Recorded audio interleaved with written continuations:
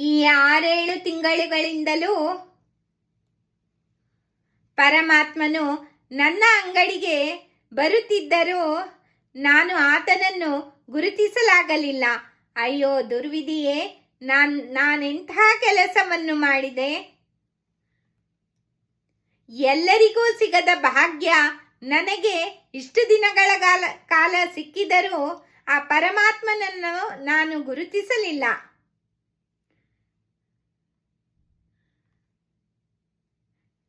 ಪರಮಾತ್ಮನ ದರ್ಶನವನ್ನು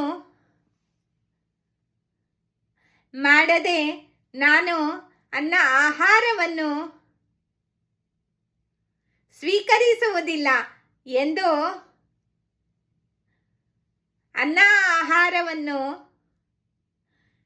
ತ್ಯಜಿಸಿ ಅಲ್ಲಿಯೇ ವಿಠಲನ ಧ್ಯಾನವನ್ನು ಮಾಡುತ್ತಾ ಕುಳಿತನು. ಹಾಗೆಯೇ 3 ದಿನಗಳು ಕಳೆದವು. 4ನೇ ದಿನ ಸರಸ್ವತಿಯು ತುಳಸಿಯನ್ನು ಪೂಜೆ ಮಾಡುತ್ತಿರುವಾಗ ಆ ಶ್ರೀಕೃಷ್ಣನು ದರ್ಶನವಿತ್ತು. ಸರ್ವವನ್ನು ತ್ಯಜಿಸಿ ಬಂದರೆ ನಾನು ನಿಮಗೆಲ್ಲರಿಗೂ ನನ್ನ ದರ್ಶನವನ್ನು ನೀಡುತ್ತೇನೆ. ಇದನ್ನು ನಿನ್ನ ಪತಿಗೆ ವಿವರವಾಗಿ ತಿಳಿಸಿ ಹೇಳು ಎಂದು ಪರಮಾತ್ಮನು ಅದೃಶ್ಯನಾದನು. ಸರಸ್ವತಿಯು ಕೂಡಲೇ ಒಳಗೆ ಬಂದು, ಸ್ವಾಮಿ,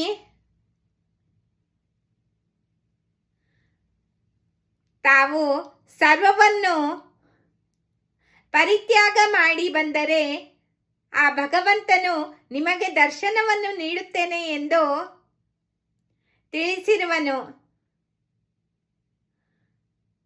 ಎಂದು ಸರಸ್ವತಿಯು ಶ್ರೀನಿವಾಸ ನಾಯಕನಲ್ಲಿ ನುಡಿದಳು. ಶ್ರೀನಿವಾಸ ನಾಯಕನು